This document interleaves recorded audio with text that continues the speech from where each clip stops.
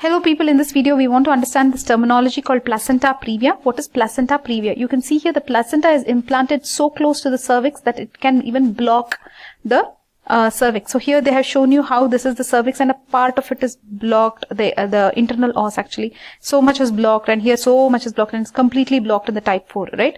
So this is placenta previa. So what is the definition of placenta previa that you will have to give?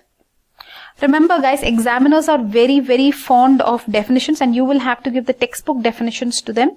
So here is the placenta previa definition. So basically placenta is implanted partially or completely over the lower uterine segment. I think we will remember it like this. The placenta is implanted over the lower uterine segment either partially or completely. That is, it is over and adjacent to the internal os. It is over the internal os and it is adjacent to the internal os. Okay, it can be partial or complete and this is called as placenta previa.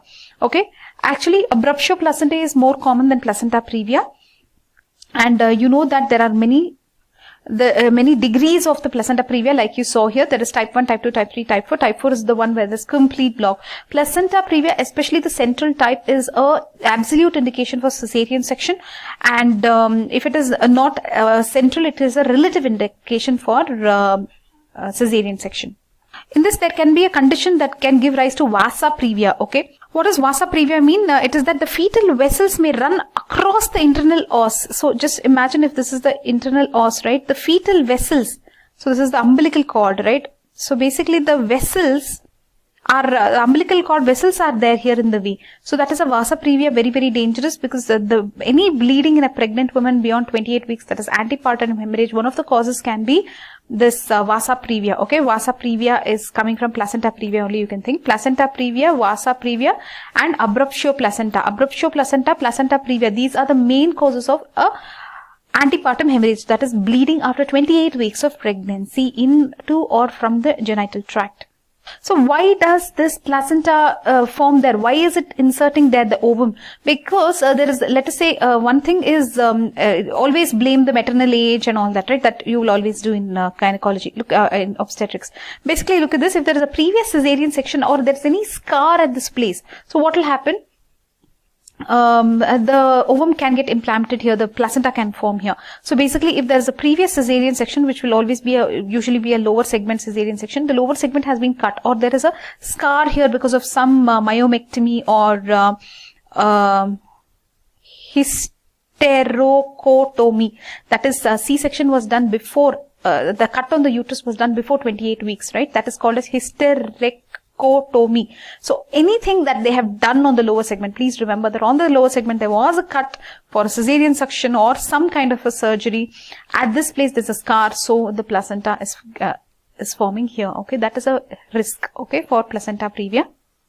Look at this terminologies. If they say low-lying placenta, marginal placenta, incomplete or partial central placenta previa. So this is what you should understand. Central placenta previa or a total placenta previa is an indication. It's an absolute indication for cesarean section. So especially they are saying if it is anterior and if it is posterior, again there are issues. Okay.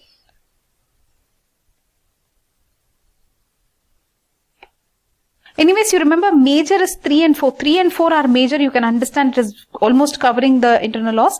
Right. Sorry, major is that one, okay? And why does this bleed? Why does it cause the antepartum hemorrhage? Basically saying in later months of pregnancy, the lower segment progressively it will dilate. The placenta is inelastic. It is sheared off the wall of the lower segment. So there will be bleeding, okay? So basically, the blood is always maternal. So who is suffering here? From where is the blood coming? In placenta previa, mostly the mother is losing blood. The mother's blood is being lost. And there can be spontaneous control of bleeding because of some small mechanisms. There can be spontaneous control of bleeding also, okay? Okay, so understand here what is the clinical feature. It is vaginal bleeding, right? But it may not be in all. Most of the antepartum hemorrhages, what you will see is abruptio placentae. But here in this, we're talking about placenta previa. Most common is actually abruptio placentae. Placenta previa also can lead to antepartum hemorrhage. This will be a painless bleed. Okay, sudden onset painless bleed. Okay. So the bleeding is unassociated with pain unless she has started labor. Okay, otherwise the bleeding is not at all painful for her. And what are you seeing here?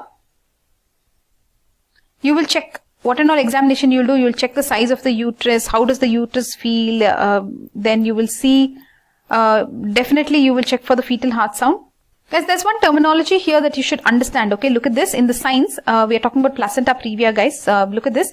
There's some stallworthy sign. Basically, what will happen when you press the head down into the pelvis, what will happen? You're pressing over the placenta, isn't it? So what will happen? There will be slowing of the fetal heart rate. Very easily it indicates to you that you're pressing the head of the fetus into the pelvis. The fetal heart rate is reducing. That means to say there is some problem there. Placenta is getting squeezed, right? And as soon as you'll relieve the pressure, the baby will be fine. The fetal heart rate will recover. So this is called a stallworthy sign. Where will you see stallworthy sign? Stallworthy sign I will see in placenta previa. Very good. It's a clinical way of checking, isn't it? Just by looking at the blood, they can say if it is bright red, it is placenta previa. Look at this. In placenta previa, the blood is bright red. Okay.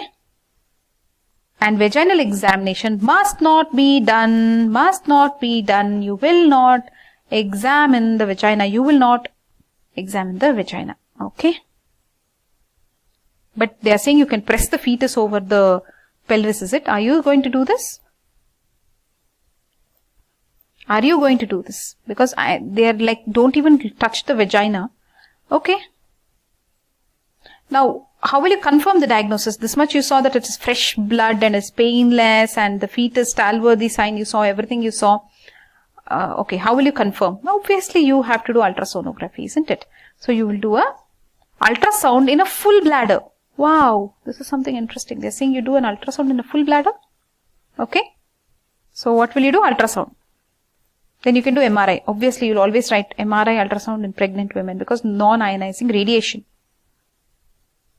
There's one thing, guys, that you should know. Sometimes in the beginning of the pregnancy, the placenta may appear like it is in a particular place. But later stages of the pregnancy, you can actually see the location of the placenta. That is called as placental migration. It appears to have migrated. It actually wouldn't have migrated. Okay, that is a misnomer. So we'll not focus on misnomer much. But understand that in the beginning it will look like placenta previa, but it may not actually be a placenta previa. Okay, at 37 weeks only they will repeat and they will see that there is no placenta in the lower uterine segment in most of the cases.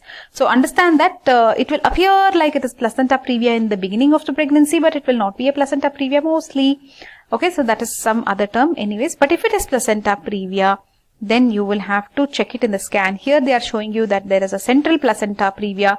Let us see here they have shown the placenta, is it? Okay. Central placenta previa.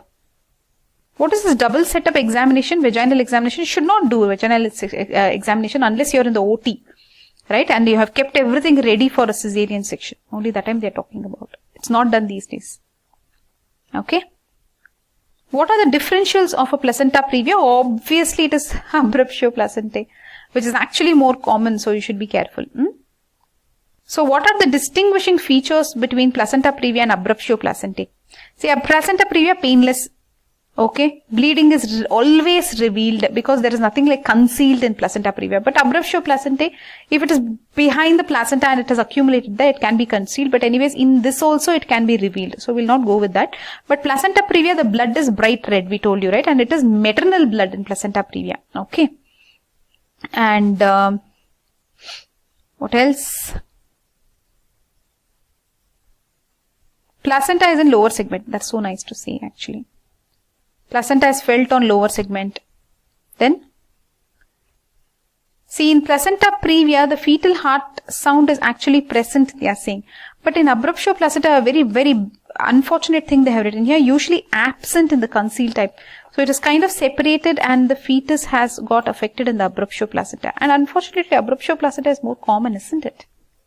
Anyways. Guys, do you know what placenta, abruptio placenta is? If this is uterus and very huge cervix I have drawn, but here if there is a placenta attached here, if there is bleeding or separation of this placenta prematurely, that will become abruptio placenta. So there can be a concealed bleed here.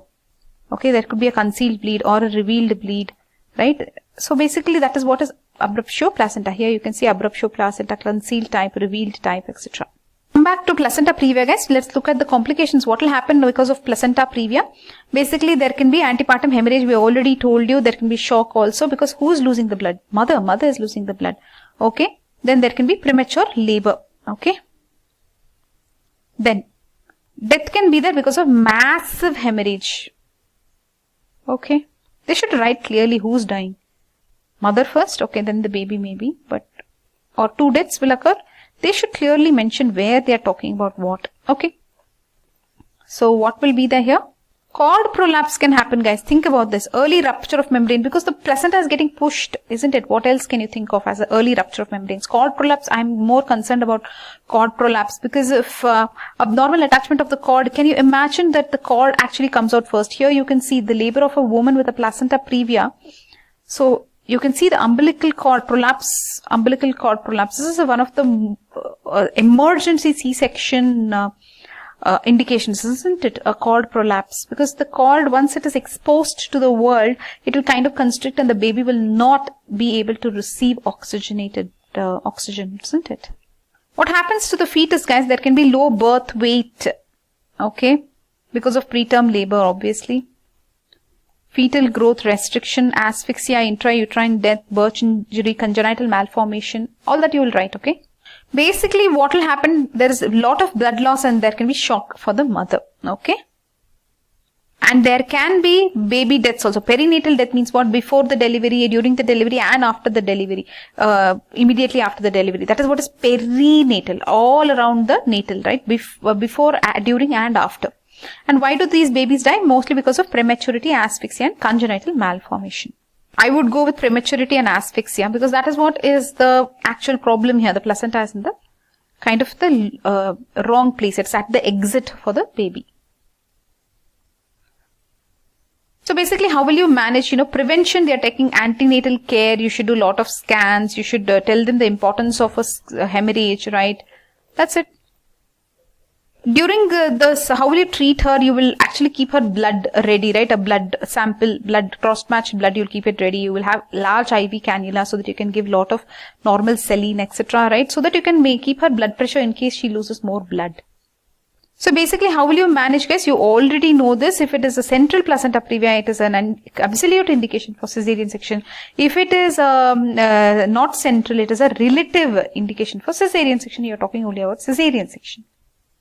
Anyways, what is the expectant treatment, guys? Basically, you will tell her to take bed rest, right?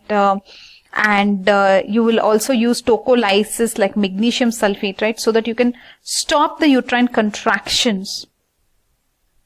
Because if the bleeding is associated with the contractions, you can do a tocolysis.